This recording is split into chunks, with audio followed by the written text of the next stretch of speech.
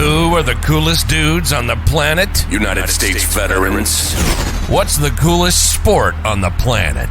Pro wrestling. And what would be the coolest podcast on the planet? That would be this one. U.S. military vets talking pro wrestling. This is the No Shave Man Cave.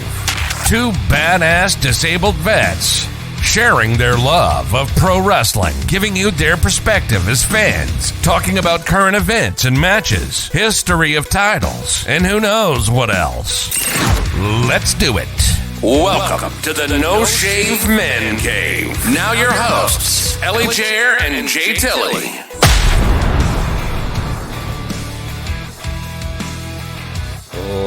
Ladies and gentlemen, boys and girls, children of all ages, welcome to another edition of the No Shave Man Cave. I'm Ellie Jair.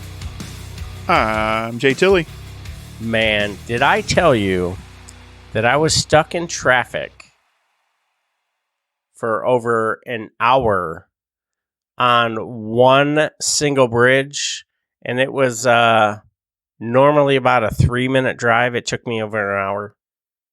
That's Jacksonville, man. Any of those bridges go down, you're screwed. Bro. So we had a 6-car speed dating event that occurred. They were exchanging paint, and while I was stuck on the bridge, I was like, man, I wish. And like, I had my phone sitting next to me, and I have an app that I can record, and then I can upload, and you can show me how to edit and everything. And I was like, dude, I should be cutting a promo right now about the matches that I would want to watch, or the greatest matches, or the best matches, or whatever. And then I was like, you know what? What is your favorite type of match? And then on the polar side, you could go, what is your least favorite type of match? And like, there's so many of them. And like, one of my least favorite was the Punjabi death match. Oh, God, that was so dumb. Did not involve anyone who'd ever been in a Punjabi prison. Yep. And I was like, bro. Yeah, it was so bad. Oof. Yeah. And that was Undertaker even talked about how that was one of his least favorite matches he'd ever been part of. And I was like, God bless you, man. Like, that's super cool. Hey, real quick, asterisk next to this one. Undertaker / Mark Calloway recently signed a deal with Nine Line.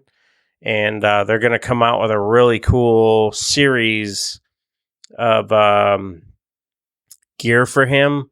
And I've got a couple of Nine Line ones. One is Dustin Reynolds, or Dustin Rhodes. He's got a really cool Unnatural t-shirt, which is the front of it. It's got a red star on it, and it's a skull, half skull with a situation on it with a red star behind it, and it says Unnatural and everything, but super cool. So kudos to Mark Calloway, Undertaker, for another phenomenal sponsorship. But yeah, so I was driving in Maggie. I call my F-150, I call her Maggie because she's magma red for her color. Tiff calls her Pluto, or that real creepy purple Barney dragon, Barney. It's it not does kind of look like purple. Barney. It's not purple. It's magma red, which is like, is it though? Magma lava red. Like, come on, I'm calling it Barney from now on. I agree with Barney. Damn it! Shit, I shouldn't have told this story. Come on, son. But yeah, no. So I was driving. I was like, man, like I'm thinking of some cool stories, or I'm thinking of like cool matches. Like, you know what would be an awesome show would be, what is your favorite match to watch, whether it's live or on TV? Because obviously, like when you watch something, like when you watch a cage match on TV, you're watching it from the camera's angle. And if the camera is showing the cage in front of the lens, it's moderately Distorted, distracting. Yeah. And then you have like the match that they did on NXT with Thatcher and the original Bro. It was like a top-down version of this like battle cage, which was a mix between the WWE ring and Hell in a Cell, but there were no ring ropes. So it was like, okay, this is different. Oh, that was, the battle cage or whatever it was called. Yeah. Yeah. Or combat cage. Combat cage. Yep. Thank you. So that was a lot of fun. But so like when you think back throughout your fandom, and you're like, yeah, this is the match I want to watch, so I'm going to watch the Harlem Street Fight, or I'm going to watch the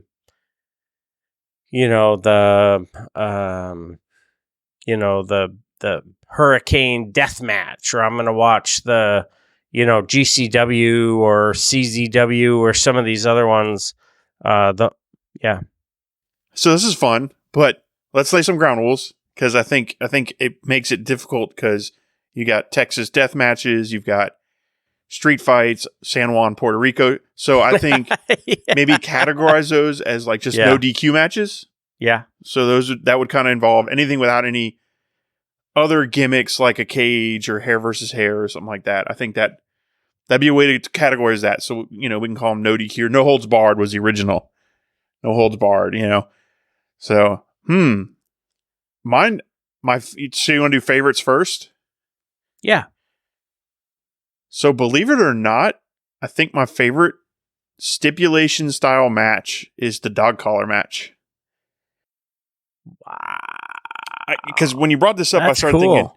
So when you brought it up, I started thinking, I'm like, all right, what are matches that are very memorable to me that I can say, wow, that was so good. And one of the first ones, gimmicky wise, first ones that came to mind was like the steel cage match with Lucha Brothers and the Young Bucks was probably one of my favorite matches. But then, dude, I would freaking sign off on that twice on Sunday. Oh yeah, man, it was such a good match. Yeah, that was an awesome one. But then you had FTR versus the Briscoes in a dog collar match. Yeah, which was amazing. So I was like, wow, okay. So then I'm like, all right, what's another cage match that blew my mind?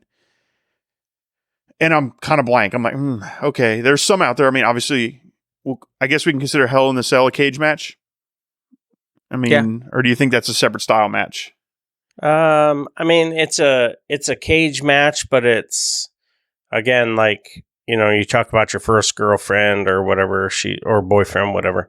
She's special, he's special, different, not like the others. But I think Hell in a Cell or a cage match, it's Hell in a Cell is different. Okay. Or a Elimination Chamber is different. Okay. Because it's completely enclosed. Fair enough. So, but I mean, if we can easily hey, this is our show. It's our rules. Well, no, because I was going to say, oh my God, I just did a Seth Rollins. I've been practicing that for yee. Because the other match cage match that came to mind was obviously Undertaker and Mick Foley. Oof. But I'm like, well, that's Hell in a Cell. So then I was like, all right, what's another dog collar match? Listening to the bing, bing, bing. Yeah, the little things coming undone that weren't supposed to.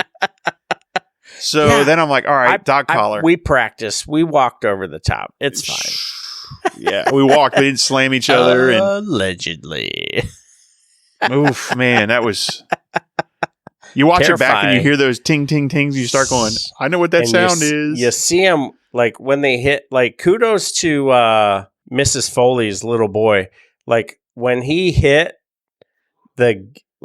he just gave himself like poof. When he landed, it was like a sack of potatoes, and like kudos to you, brother. Like, yeah, freaking Insane. hand salute, ready to, bro. But so back to the dog collars, Sorry. though. So then I'm like, all right, another dog collar match. MJF, CM Punk.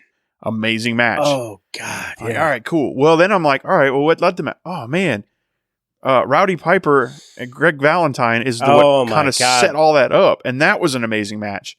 Oh, And then I'm sitting there thinking, I'm like, of the ear. yeah. Is what it was called. They had so many matches, and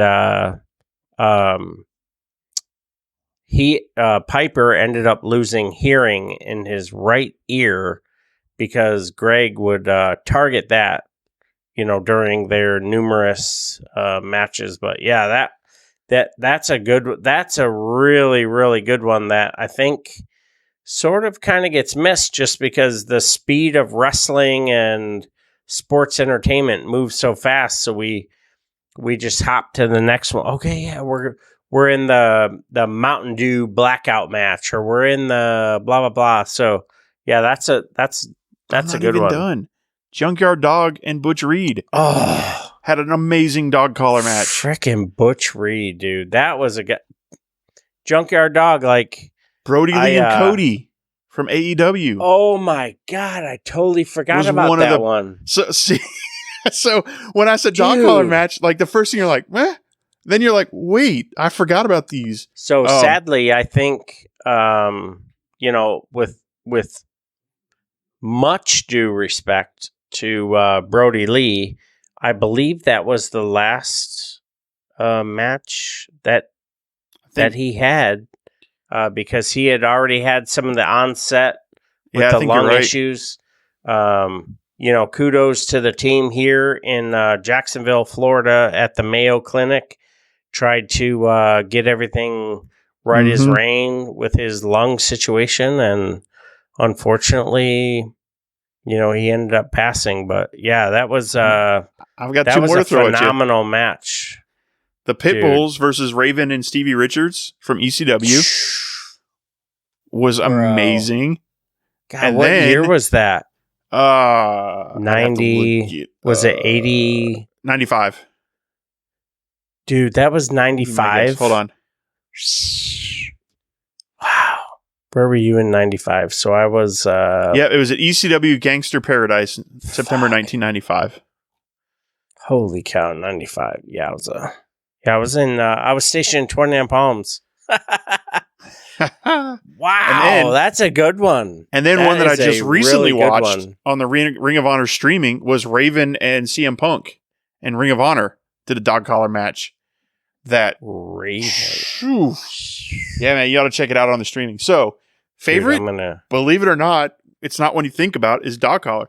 And I vaguely remember in my younger years, I think it was Rick Rude and I want to say Jake the Snake.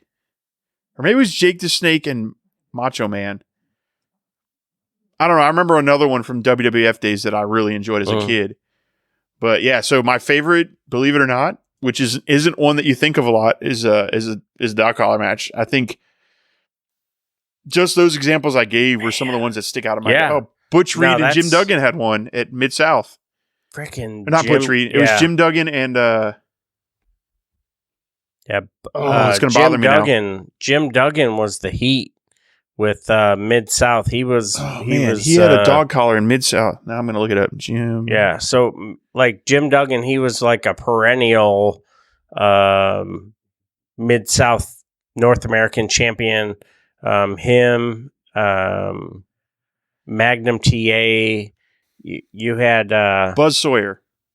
Oh my God, dude. Buzz So- Sawyer and Hacksaw Jim Duggan in Mid-South. So I just Buzz watched that on YouTube Sawyer- recently. So the Battle of Atlanta was Tommy Wildfire Rich and Buzz Sawyer. So Buzz Sawyer and Tommy Wildfire Rich had like I don't think it was quite 3 years, but it was pretty damn close. They had just a frickin' they had a feud which we could easily define as a blood feud. And every match you thought, okay, yeah, this is the blow-off match. A blow-off match means this is the last time that they're going to go toe-to-toe and they're going to move on to their next feud or next series of matches. And man, every time there was something hokey and they just kept going and kept going and kept going. But like my favorite match is a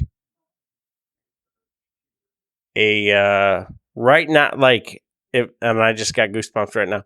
So if you were to take something super exciting and you add like a certain element of suspense, like a roller coaster,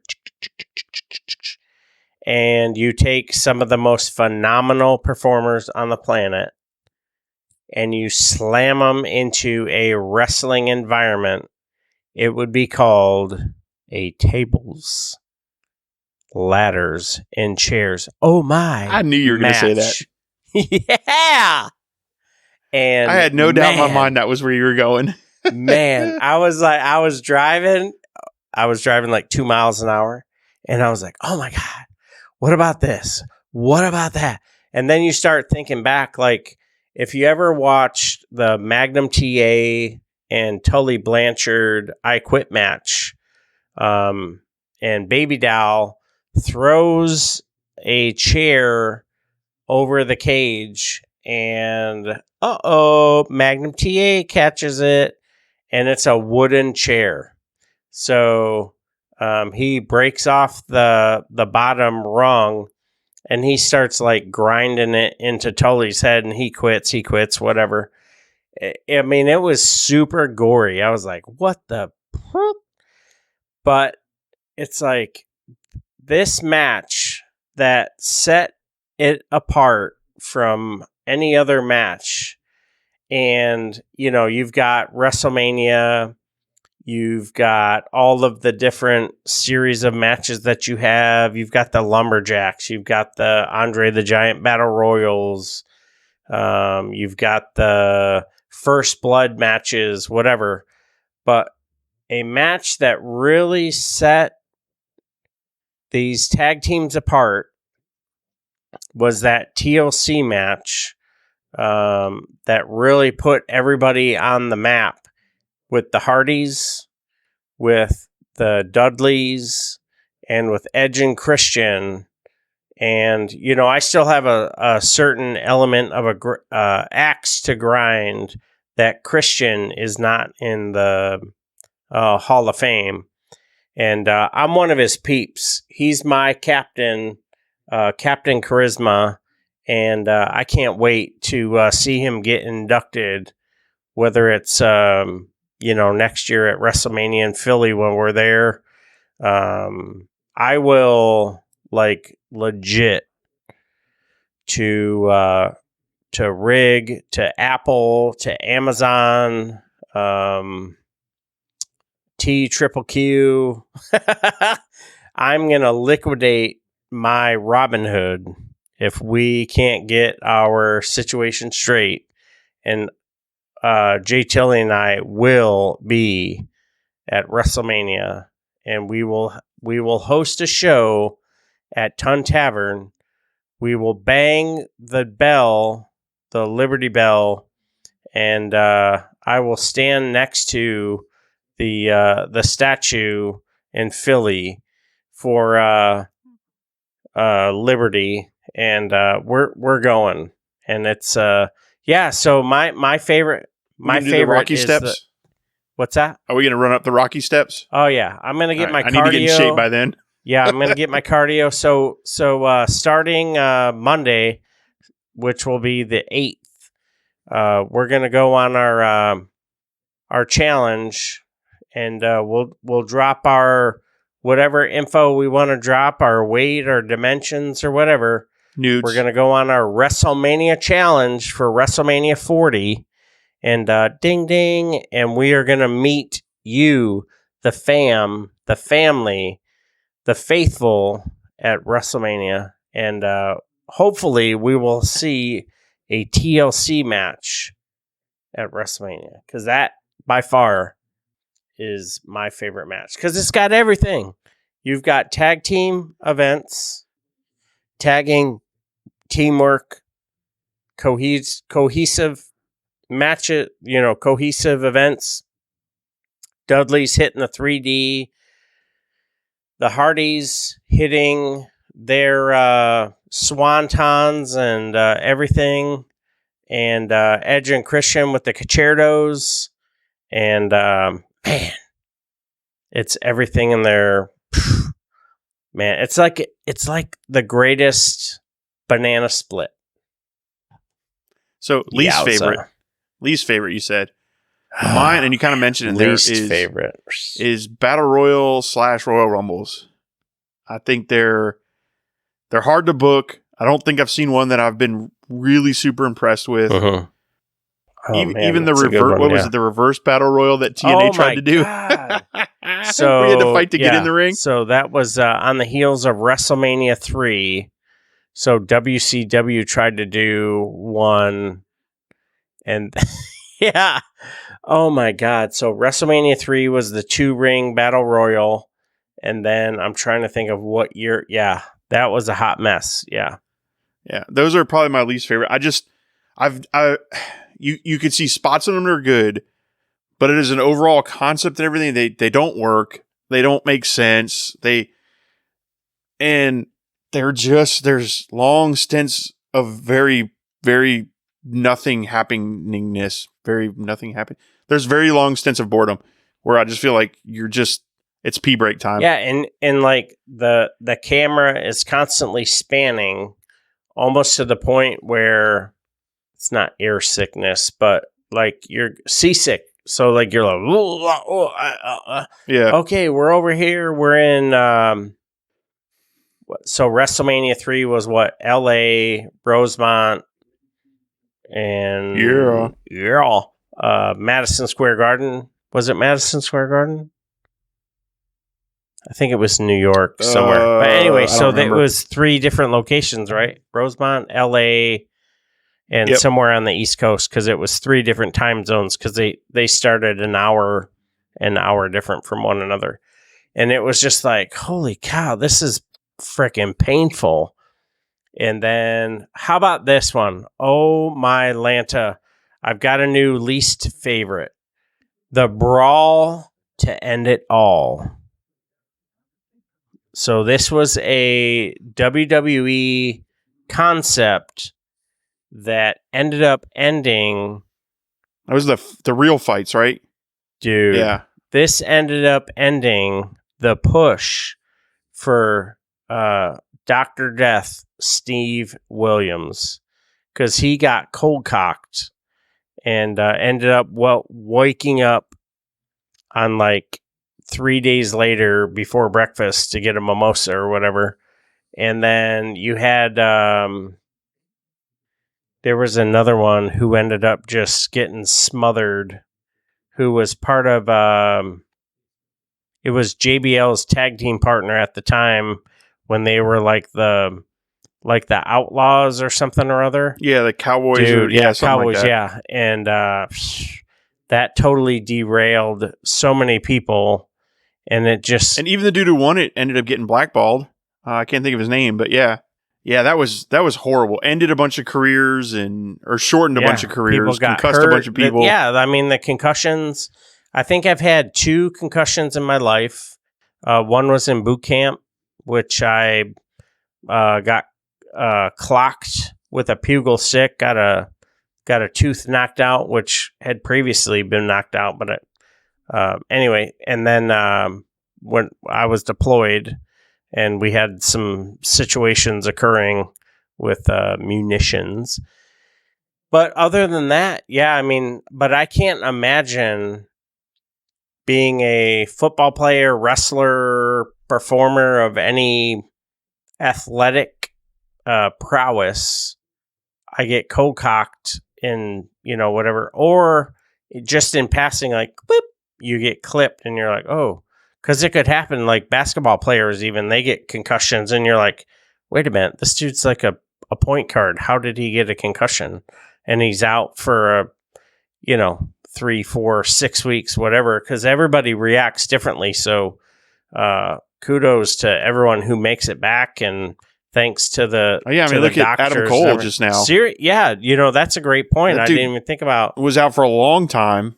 Yeah, he had a lot of secondary issues, and kudos to Britt and the AEW medical staff, and even Cole himself for staying the course and not just being like, hey, you know what, hey, just write me off TV. I'm gonna go back to where is he from? Pomona or.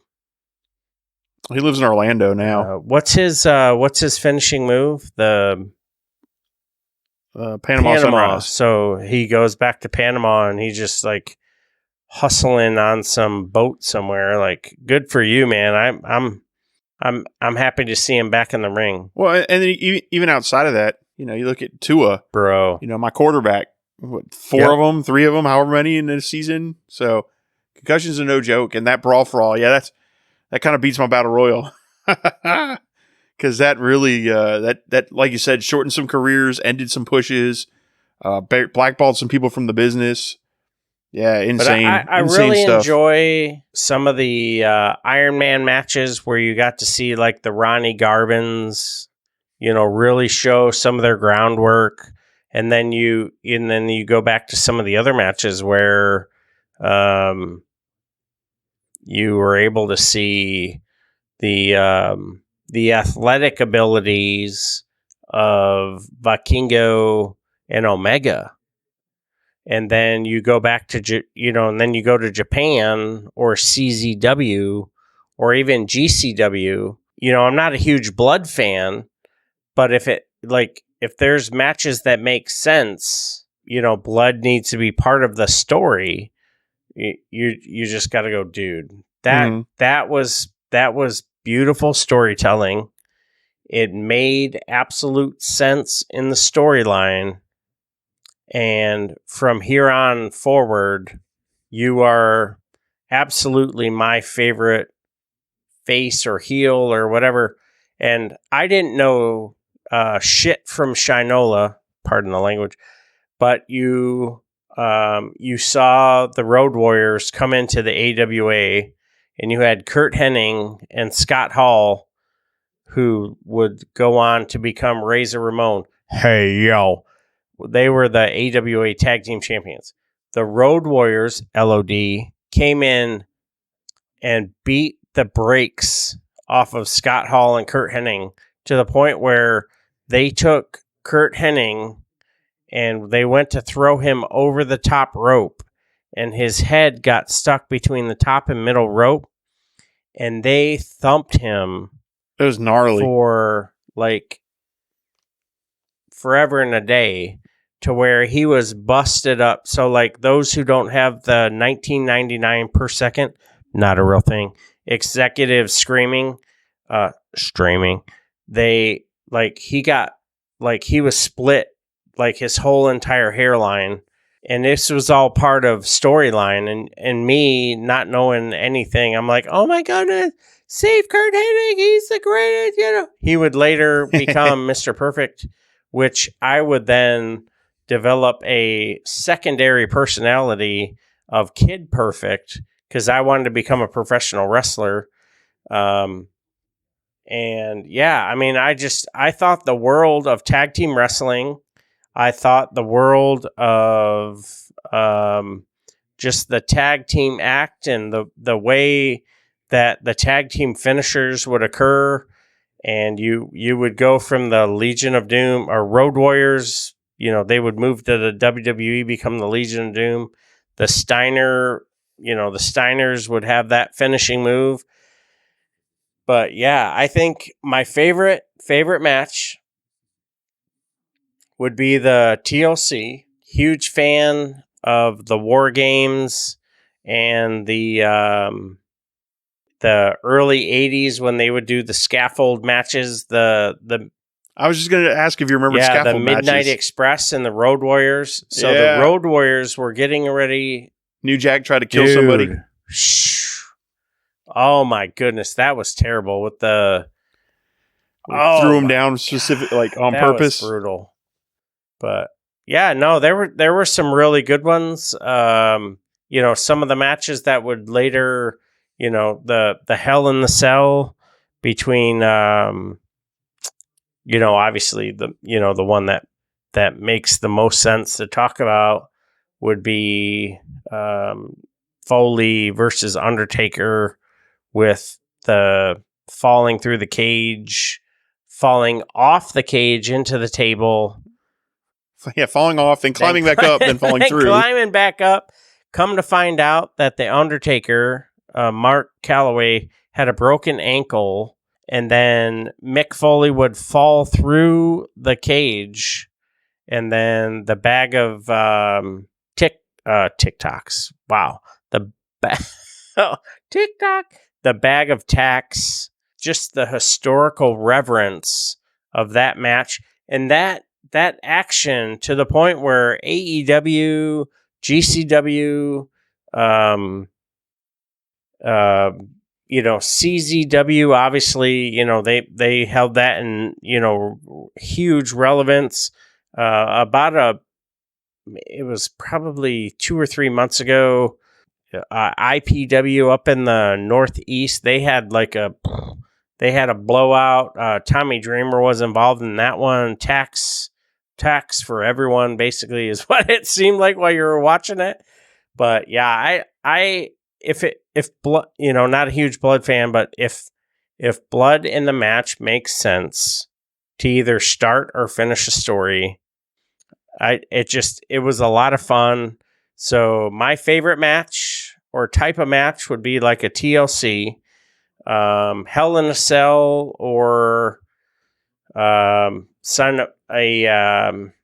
some sort of a blow off match that would probably involve, you know, a large amount of bloodshed. That would make sense. First Blood, I think, would be a lot of fun because, you know, the minute there's blood, we're out of there. As long as you put Moxley in it. Dude. Moxley, you slap him. He's bleeding. Man, I won. hey, the intro commercial, he's over there cutting himself. Hey, cut to commercial. The camera's over there. Moxley juiced during the commercial break. What did he do? He wiped his forehead. Yeah, the producers, man, they need to wise up. But what about you? Like, what's your least favorite type of match? Other than the Battle Royals, I like a lot of like Battle Royals when ladder matches are getting there, because they're getting a little stale. Use them too often, maybe. They use them too often, and then like as far as like basic common sense in a ring in a match, like if the ladder's there, why are you not climbing it to try to get to the top every time? So that would probably be up there with my least favorite. But on the top with my favorites, on top of like the dog collar, I actually really enjoy the pure rules. Oh my goodness. Yeah, that's a good point. I didn't even think of that. And I know it's complete polar opposites, right? But I really like the idea of these structured rules they have to, and then I like watching the guys work around those rules. You know, like, oh, I know he only gets 3 rope breaks, so I'm going to make him do that. Like, I just really, and I never thought I would. I never thought I'd like the pure style until I really started watching. I'm like, I'm kind of digging this. This is like fun stuff. The science behind it. Yeah. Right. It's almost like amateur, oh yeah, college style wrestling with this sports entertainment sprinkled in. I didn't even think of the psychology. So it's like the psychology meets time meets like reality and storyline, and then you get everything, you know, kind of slapped together. So yeah, that's really cool. I think the probably like hindsight, like my least favorites would be, I don't see you liking death matches. what's that? I said, I don't see you being a big fan of death No, matches. yeah, like if it was like With the Nick skewers in the head Gage- and the light bulbs. yeah, and Nick Gage versus the world. Hey, the world can take it. I've tried to watch, and I'm a huge Matt Cardona fan. I've tried to watch the Matt Cardona versus Nick Gage and some of the So other good. death match, whatever. And it's like I've gotten through it, but it's taken like 4 sittings, and you're just like, dude, it's 22 minutes. Yeah, but it's 22 No, man. minutes too much. Hey, mental health is important, and if it's something that's a trigger for you, then don't watch it, you know? No, yeah, I appreciate. Yeah, thank you for that. But like he had a match in January or February, and it was like July. He was like, "Yeah, I finally had the last piece of glass removed," and I was like, "Dude." So, Nick Gage and Moxley had a oh my Talk about god, bloody, gory death match.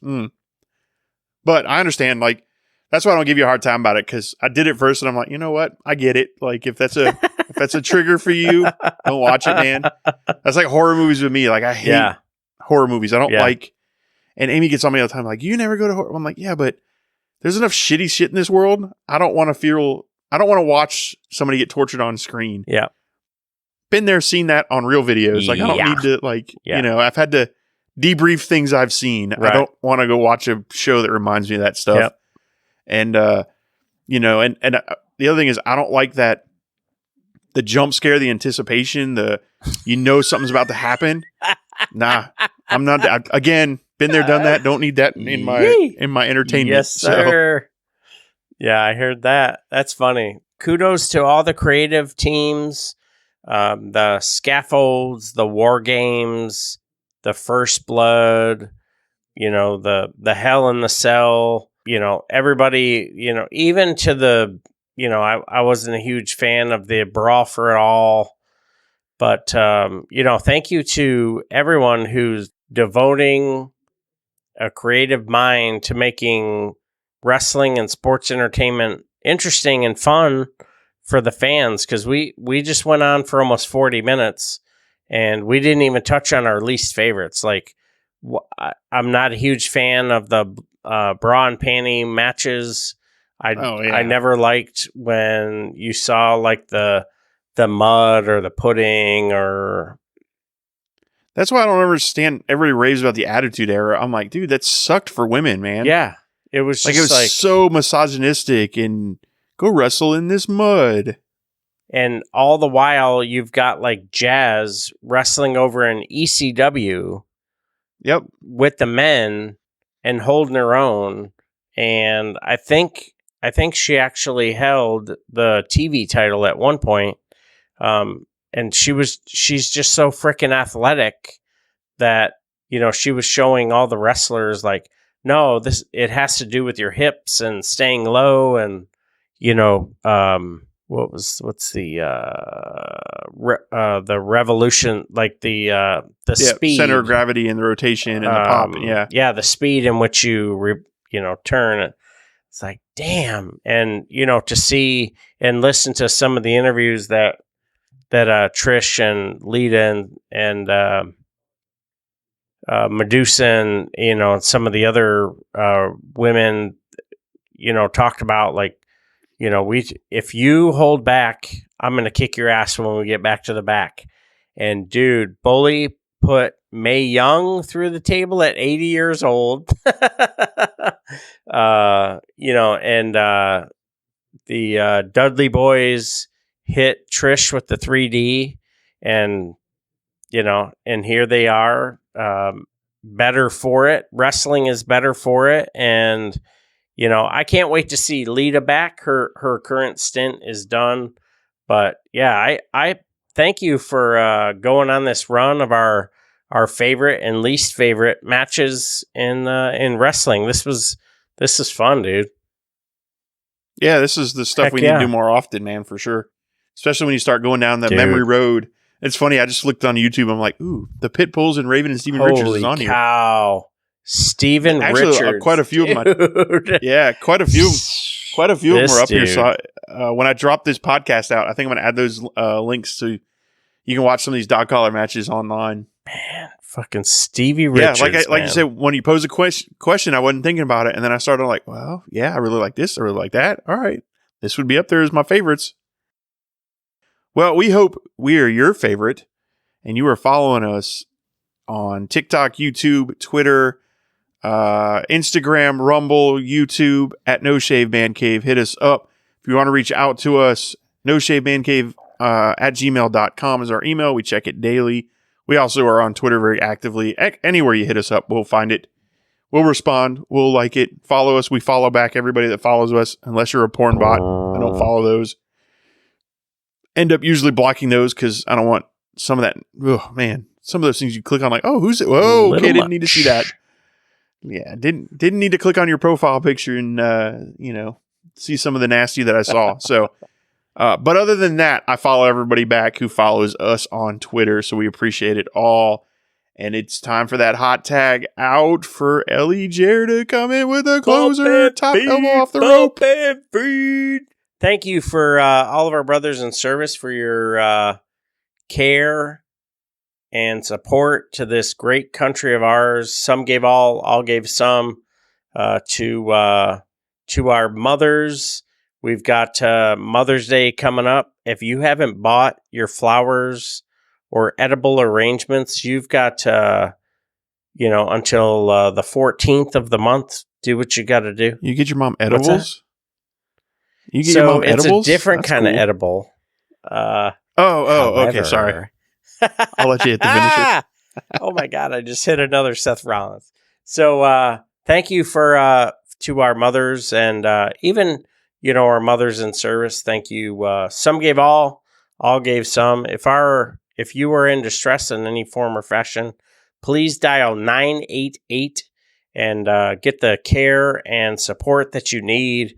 If you're on active duty or a veteran and you are in need of any kind of support, please get the support you need. Everyone and anyone who is thinking of you is there for you. Please get the support you need. So until next time, thank you for checking in with us, hanging out with us as we talked about our favorite and least favorite matches. And we'll see you very, very soon. On behalf of Jay Tilly, I'm Ellie Jair. We'll see you soon. Take care of yourselves. Take care of each other. And we'll see you on the floor. You've been listening to the No Shave Man Cave. If it's pro wrestling, we're talking about it. Unless we see something shiny and wander off into the woods. If you hang around long enough, we'll eventually come back. We hope you've enjoyed the show. Fire off your comments and be sure to leave us a 5-star rating, and we'll be back soon. But in the meantime, hit us up on Twitter, YouTube, and TikTok at No Shave Men Cave. Y'all be cool, and we'll see you next time on the No Shave Men Cave.